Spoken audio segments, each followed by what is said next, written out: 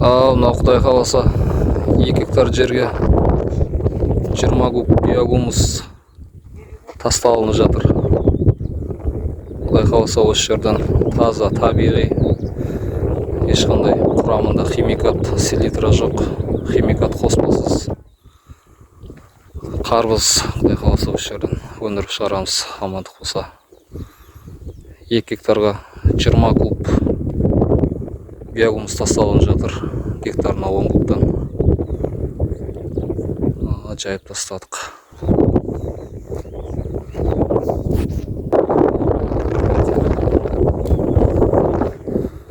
Так, 2 гектар жер, Құдай қаласа. Яны басша бісміллә, таза биогумус. Құдай қаласа осы биогумуспен егеміз.